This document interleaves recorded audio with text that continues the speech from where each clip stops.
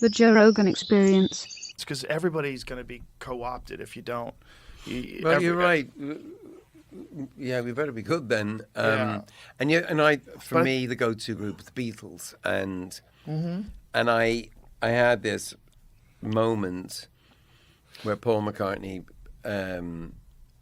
picked me up at John Lennon Airport. He was driving the car and brought me and kind of showed me where the different neighborhoods of the Beatles, and which was an amazing experience. And he'd stop and he'd say, "Oh, this is where this happened," and that's where. And he said, "Do you mind me telling you this?" And I'm like, "Are you kidding me?" and then he stopped at the traffic lights and he said, "Oh yeah, that's where I had our first real kind of conversation, with me and John." And I said, "Hold on a second, I'm a bit of a Beatles student. Didn't you have that when you were in the Quarrymen and such?" He says, "No, it was a different level." He bought a bar of chocolate, and after the war, chocolate was really hard to come by, It was kind of a real luxury. And he bought the bar of chocolate, and he didn't give me a square. He broke it, Cadbury's milk chocolate, broke it in half. And I said, "Oh, so you're into sharing too?" He said, "Yeah."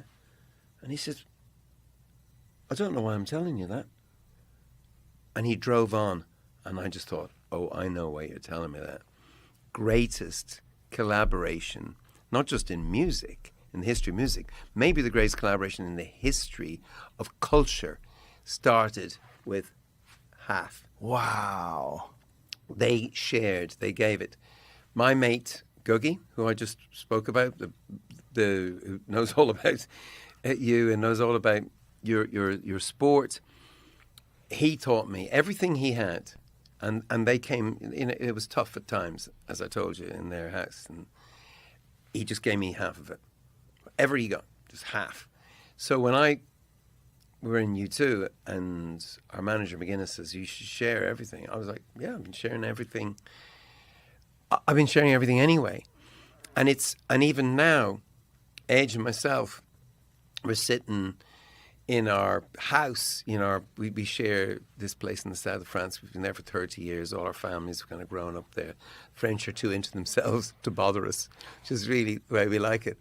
And we sit there and we think the real owners are going to come. Right. You know what I mean? Because we still don't really believe this has happened to us. And you know what? I think that's probably right, because we don't really own this stuff. You get it for a short period and then you hand it on. I think something about the four and the way we share is in the sound of our music. I think is so that too. No. I think you're dead right. I think that when you and I was just standing there with a little tambourine and Jimmy found it, but it's him playing the tambourine, and yeah, there's something, again, there's not much scholarship about this type of stuff that you can read up on. But it resonates, right? But you can feel something. Yeah, I believe it. I think there's something to it. You've made decisions that have sort of affirmed this commitment to a higher goal. It's not a hierarchy of, who's the lead singer, who's this, who's that. It's not who's the big star. It's just we're all together to do this thing. I'm in a band where every member of the band thinks they're the leader.